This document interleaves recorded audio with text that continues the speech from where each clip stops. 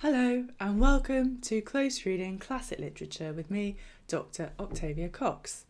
Today I'm going to be examining Mr Wickham in Pride and Prejudice. So beneath another of my videos, someone asked, why did Wickham elope with Lydia Bennet? And that's the question that I'm going to be examining today. Now, your first response might be, well, why wouldn't he? He's a seducer, he's a Lothario, he's a philanderer. So seducing Lydia would just be par for the course. It's just what you expect from a Lothario like Wickham. But the text of the novel makes it clear that Wickham intends to make his fortune through marriage. We see that, for example, in his behaviour towards Georgiana Darcy, Mr Darcy's sister, and her fortune of £30,000. So why would he risk it? And that's a question that the novel challenges readers to ask. In the words of Mr Gardner, his temptation, Lydia, is not adequate to the risk. Lydia is not worth the risk. So why did Wickham risk it? Why did Wickham risk everything to run off with Lydia? So today I'm going to go closely through the novel and follow the story as it develops through the novel so we can see how Jane Austen builds up the layers of narrative and how she reveals the intrigue to us piece by piece for us to put together for ourselves. So I'm going to start before Lydia actually goes to Brighton, when she's back at home in Longbourn. And Elizabeth Bennet, Lydia Bennet's sister, had advised their father not to let Lydia go to Brighton and a whole camp full of soldiers, Lizzie says. And we learn through Lydia's thinking that she intends to flirt with as many officers as she possibly can while she's away in Brighton. The text reads, "She saw herself seated beneath a tent, tenderly flirting with at least 6 officers at once." And I absolutely love that use of tenderly there, tenderly flirting with as many officers as possible. It's a masterful use of diction there, I think, by Austen. And Mr Bennet's response when Lizzie comes to him and says, please don't let Lydia go off to Brighton, is to say that yes, Lydia might be a flirt, but she is luckily too poor to be an object of prey to anybody. So, in other words, she won't be a target for fortune hunters because she is too poor. Nobody would try and seduce her and marry her because she doesn't have enough money. It wouldn't be in a fortune hunter's interest to try and seduce her. That's Mr Bennet's defence of letting Lydia go off to Brighton. So the first that we learn about Lydia and Wickham running away together is from Jane Bennet's first letter that she sends to Lizzie. Lizzie at this time is in Derbyshire with their aunt and uncle, the Gardners. Jane's letter is at first misdirected because she's so upset by what she has to write that she hasn't written the address properly on the envelope, so it's been sent somewhere else, and her first and second letters arrive together. So in this first letter, Jane assumes that they have run off together because they're eloping, because they're going to get married. So Jane writes, "What I have to say relates to poor Lydia. An express came at 12 last night, just as we were all gone to bed, from Colonel Forster, to inform us that she was gone off to Scotland." So in Scotland, the marriage laws were much less strict than they were in England at the time. "She was gone off to Scotland with one of his officers to own the truth with Wickham." Jane calls it so imprudent a match on both sides. But the point is that it's still assumed to be a match. It's still assumed to be a marriage. Jane, as ever, is willing to hope the best and see the elopement actually as a positive thing. She says, "Thoughtless and indiscreet, I can easily believe him, but this step, and let us rejoice over it." So she Jane thinks that this is something to rejoice about, to celebrate, marks nothing bad at heart. His choice is disinterested, at least, for he must know my father can give her nothing. And we're back here, or this is echoing the language of Mr Bennet and the notion that she is too poor to be an object of prey to a fortune hunter. So Wickham must not be a fortune hunter. And Jane says that this is something to rejoice at, and it shows that he hasn't got a bad heart because he must love her if he's taken this step with her. Jane fancies that Wickham must love Lydia then, as there is no other reason for him to elope with her because she doesn't have any money. His choice is disinterested, at least. And we will return again to the idea of Wickham's interest later.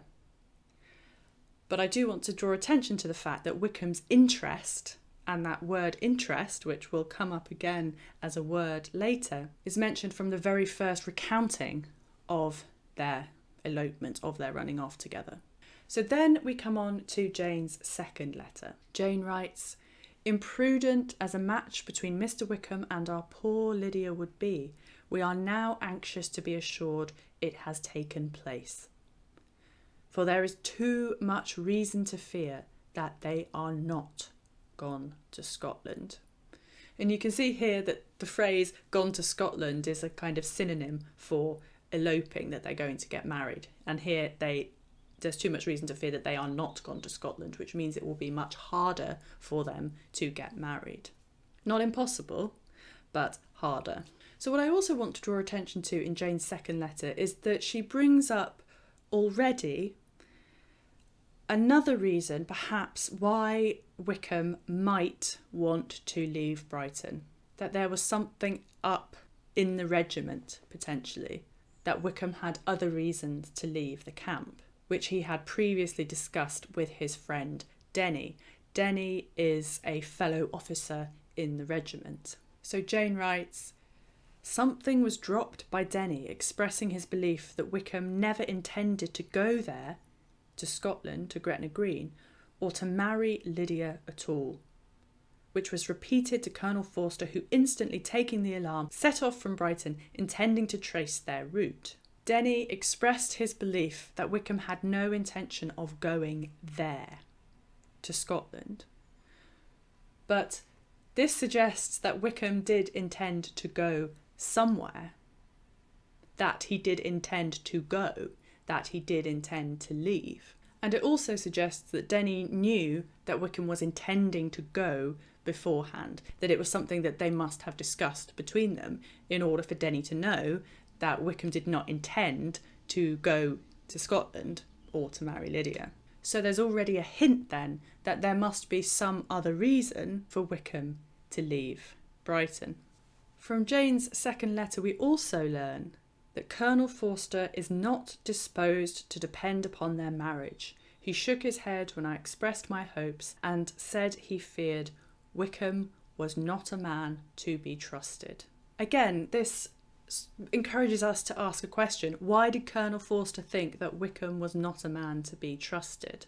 What had he done in Brighton that led Colonel Forster to think Wickham was not a man to be trusted?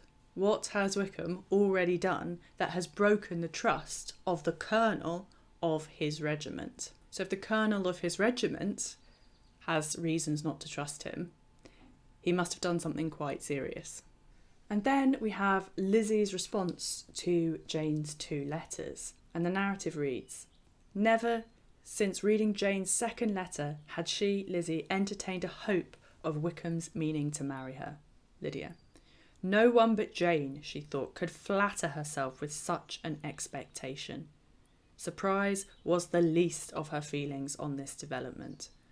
While the contents of the first letter remained in her mind, she was all surprise, all astonishment that Wickham should marry a girl whom it was impossible he could marry for money. And how Lydia could ever have attached him had appeared incomprehensible. But now it was all too natural. For such an attachment as this, she might have sufficient charms.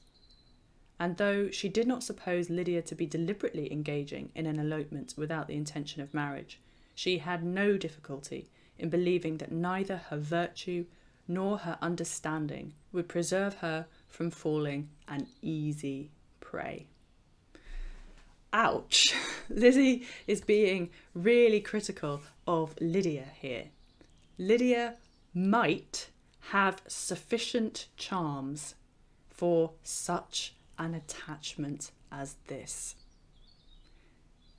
In other words, a seduction only. That Wickham intended to seduce and then abandon her, rather like Willoughby and Eliza Williams in Sense and Sensibility, perhaps. Lizzie thinks neither her virtue nor her understanding would prevent her from falling an easy prey.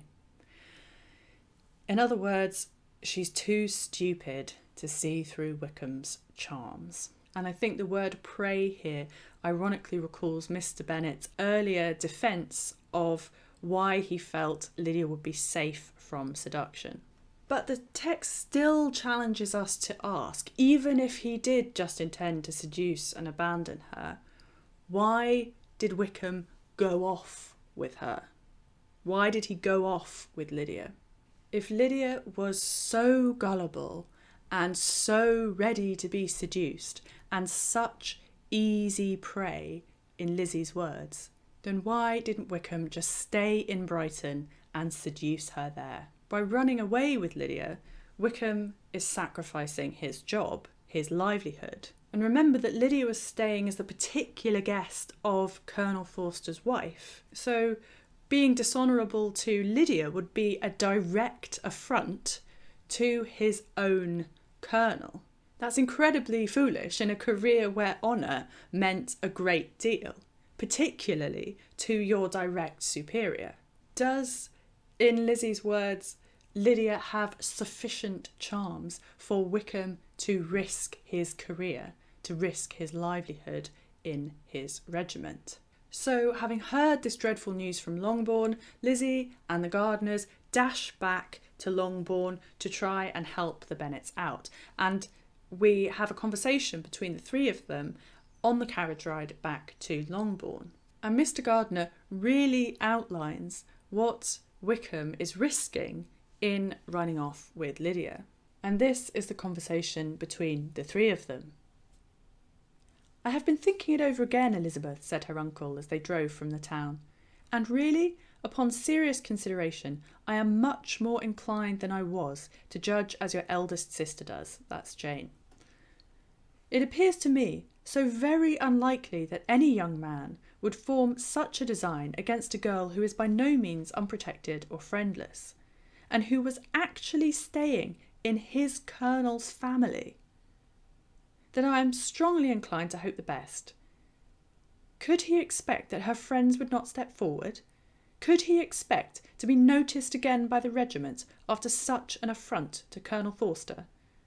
His temptation is not adequate to the risk." "Do you really think so?" cried Elizabeth, brightening up for a moment. "Upon my word," said Mrs Gardiner, "I begin to be of your uncle's opinion. It is really too great a violation of decency, honour, and interest for him to be guilty of. I cannot think so very ill of Wickham. Can you yourself, Lizzie, so wholly give him up as to believe him capable of it?" To which Lizzie responds, "Not, perhaps, of neglecting his own interest, but of every other neglect I can believe him capable." And this is the crucial point. His temptation, Lydia, is not adequate to the risk. Losing his livelihood, losing his career, ruining his reputation. So why did Wickham do it then? Running off with Lydia would sever his ties with the regiment, so Wickham would be out of a job. Could he expect to be noticed again by the regiment after such an affront to Colonel Forster? Asks Mr Gardiner. It is really too great a violation of decency, honour and interest for him to be guilty of. And we've got the word interest again, which I mentioned first came up in Jane's letter. Wickham's behaviour even if you consider him capable of violating decency and honour, and let's face it, by this point in the novel, the reader knows that Wickham is capable of violating decency and honour. We also know that he's very interested in his own interest, and running off with Lydia would seem to go against his own interest, his own financial interest. And as Lizzie says, she does not believe him capable of neglecting his own interest. He might be capable of neglecting everything else, but not his own interest. And going back to the idea of Mr Gardiner and temptation, we'll remember that when they were in Meryton together, Wickham had paid Lydia absolutely no special attention at all. He didn't seem to find her tempting in any way when they were together in Meryton. By this point in the novel, the reader and Lizzie both well know that Mr Wickham would not neglect his own interest when it comes to women and money.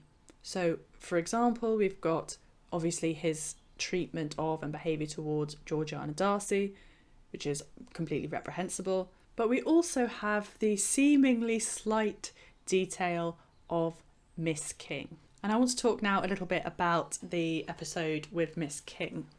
So Lizzie treats it very lightly at the time.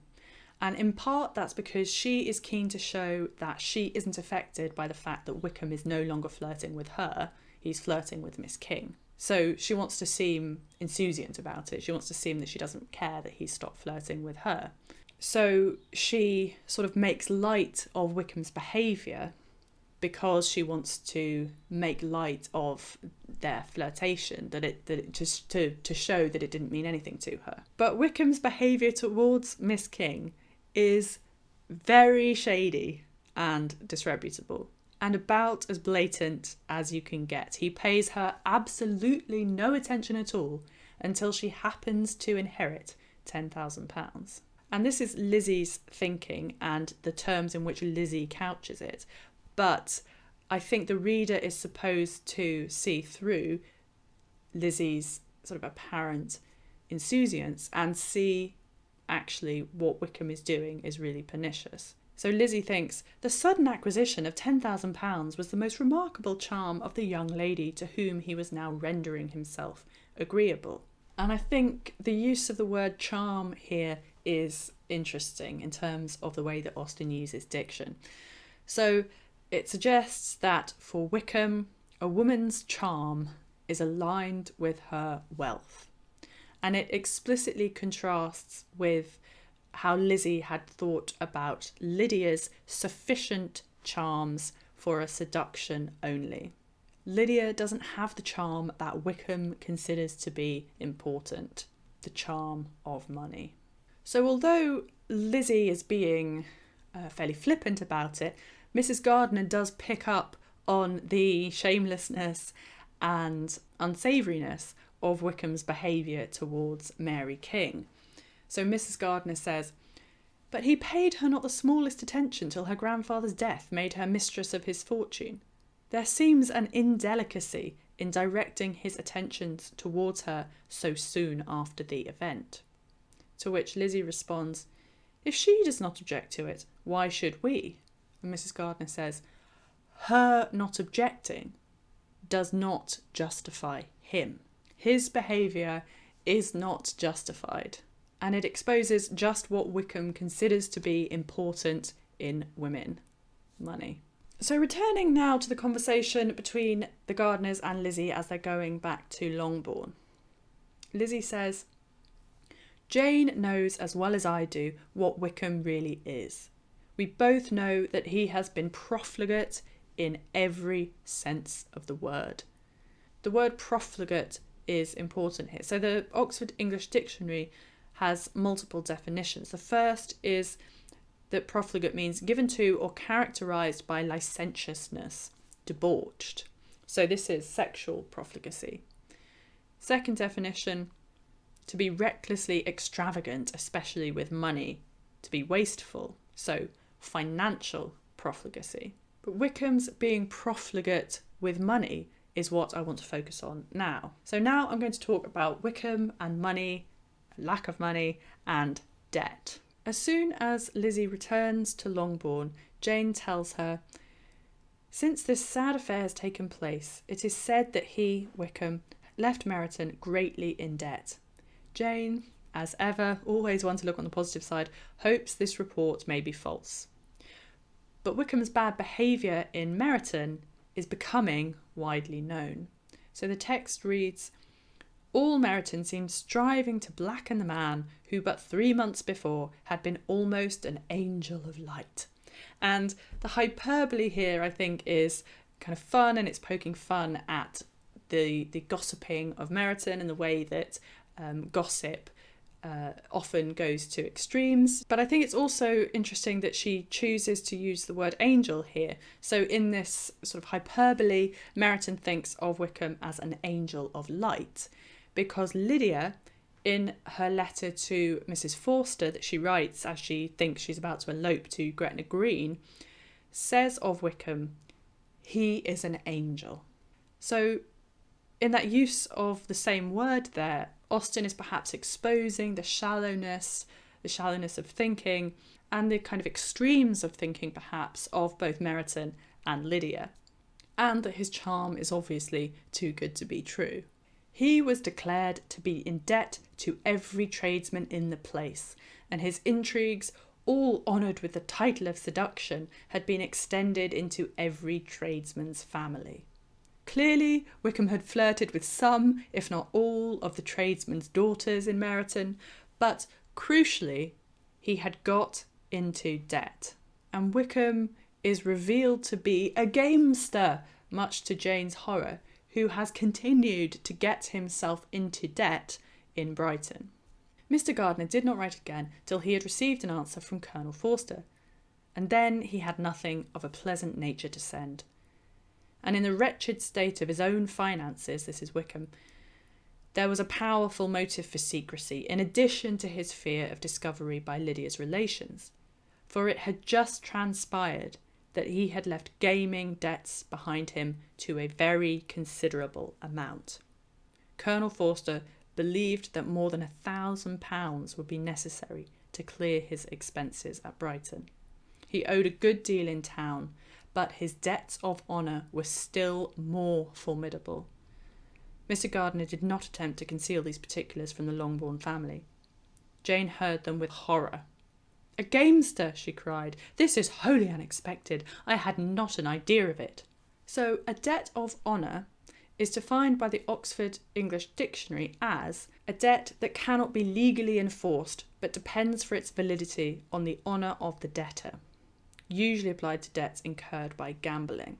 Not to pay a debt of honour meant that you were dishonourable, that you couldn't be trusted.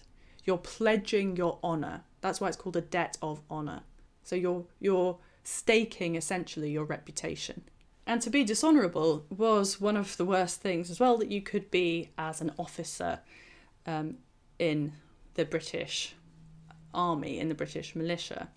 You could be dismissed for conduct unbecoming an officer and a gentleman, and not to pay your debts of honour, especially gambling debts, was absolutely behaviour unbecoming an officer. So it's not just about the money, it's about staking your reputation. And this is presumably what Colonel Forster was talking about when he said that Wickham was not a man to be trusted. So Wickham's reputation as a dishonourable man, as a man not to be trusted, has got around Brighton.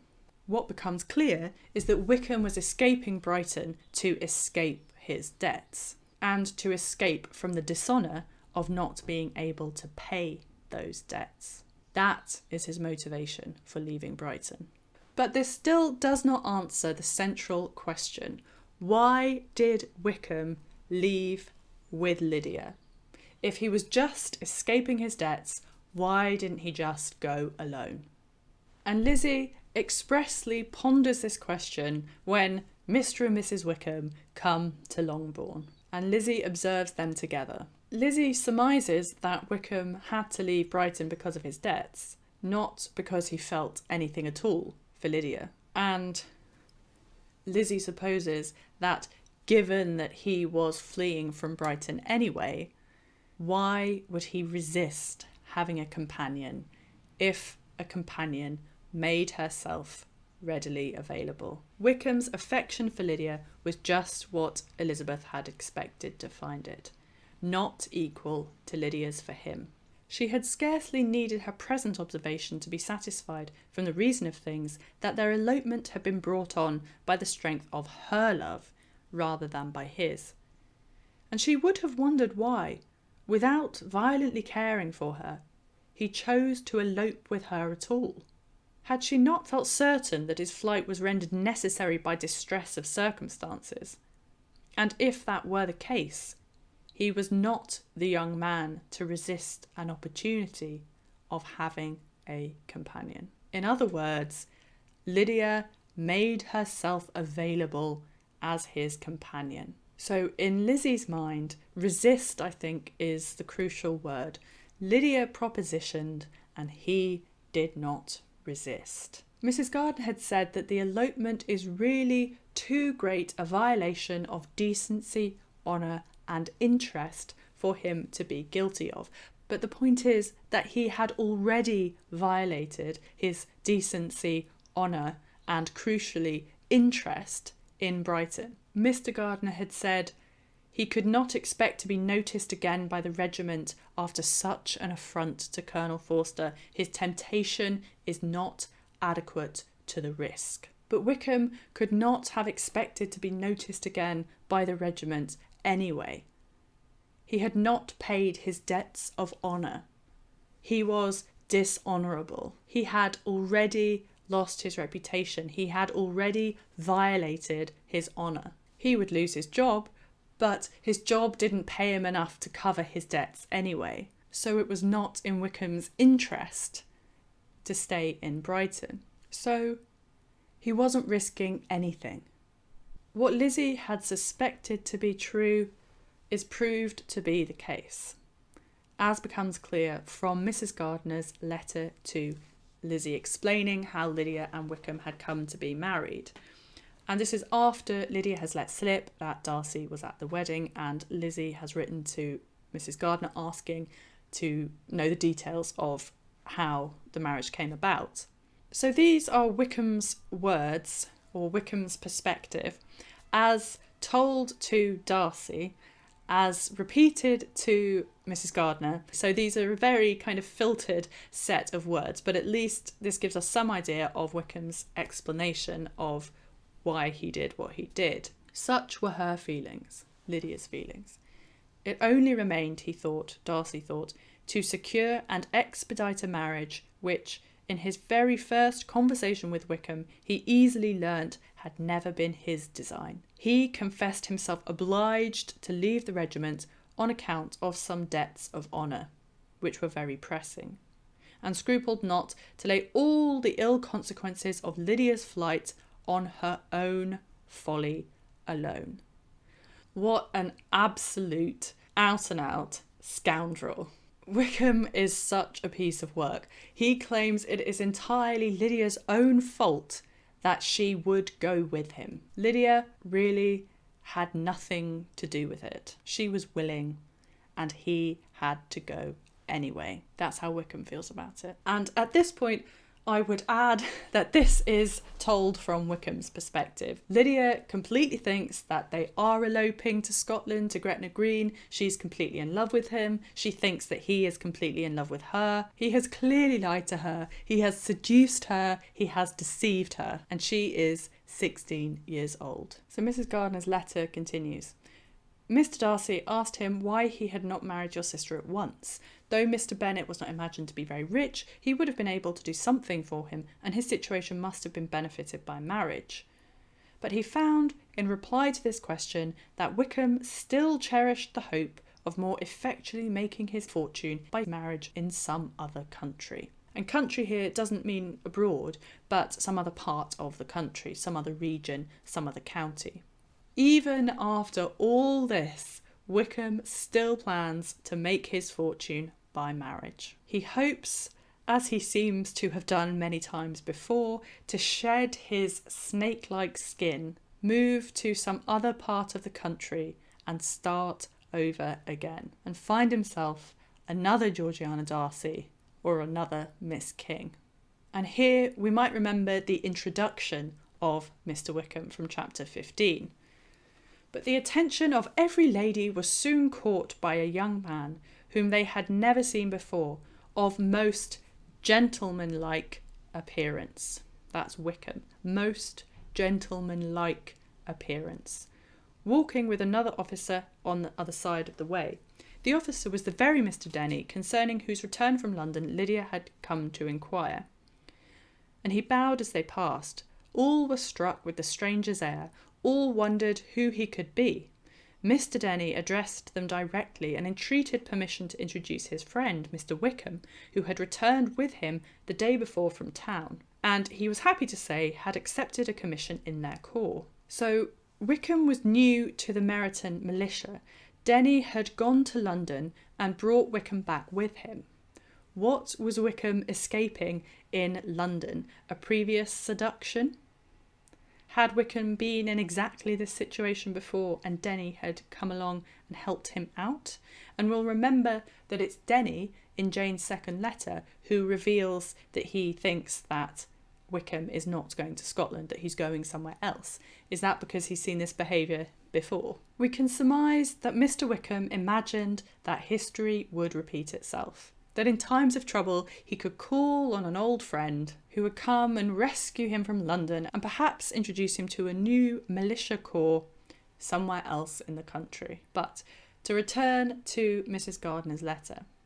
Under such circumstances, however, he was not likely to be proof against the temptation of immediate relief. So this time, however, his circumstances, his debts were so bad that he could not resist the temptation of immediate relief. That is, by Darcy paying them off. And that might also apply perhaps to his feelings about Lydia too. We remember that Mr Gardner had used the word temptation about Lydia before. His temptation was not adequate to the risk. And here it's the temptation of immediate relief, immediate financial relief here. Still, though, Wickham, of course, wanted more than he could get, but at length was reduced to be reasonable. He's still pushing it, he's still chancing it, he's still proving just how dishonourable and money-grabbing and shameless he really is. Wickham's debts are to be paid, amounting, I believe, to considerably more than £1,000. And according to the British National Archive, £1,000 in the Regency is about the equivalent today of £50,000, so a great deal of gambling debt. So to wrap everything up then, Wickham ran off from Brighton because of vast, pressing debts of honour and because he had proved himself to be dishonourable. You couldn't be an officer and be dishonourable, or at least proven to be dishonourable. And the appearance of being honourable, as having, as when we first meet him, a most gentlemanlike appearance, is all that Wickham has going for him. He won't attract a woman of fortune without appearing gentlemanlike and honourable. And he's already ruined his reputation in Brighton, so he needs pastures new. So why Lydia? Well, Lydia was willing to go with him. And Wickham blames Lydia's flight on her own folly because she would go with him.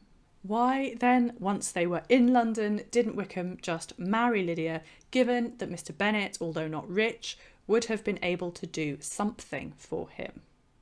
And something is better than nothing. Because Wickham still planned on making his fortune by marriage somewhere else. But under his present financial etc. circumstances, the temptation of immediate relief was too much for him.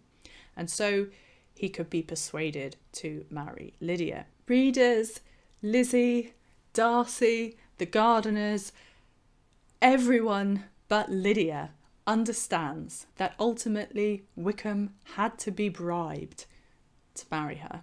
Darcy in organising the marriage, and these are Lizzie's thoughts, was reduced to frequently meet, reason with, persuade, and finally bribe the man whom he always most wished to avoid. Everyone but Lydia understands that basically she is irrelevant. Their elopement, in Wickham's eyes, had about as little to do with her as it possibly could. And this really, really exposes just how brutal, just how callous, just how cruel Wickham is. That he had absolutely nothing to risk, that she had everything to risk, her reputation, to ruin her reputation, and he didn't care about her at all. Lydia had cruelly said of Mr Wickham and Miss King, he never cared 3 straws about her. Who could about such a nasty little freckled thing? It is tragically ironic that he won't care 3 straws about her either. I just want to close by mentioning another speculation as to why Lydia. And this is whether or not Wickham suspects that there might be something up between Lizzie and Darcy. So at their very last meeting before the regiment goes off to Brighton, Lizzie and Wickham had had a conversation about Darcy. Lizzie makes it very clear to Wickham that she has got to know Darcy much better.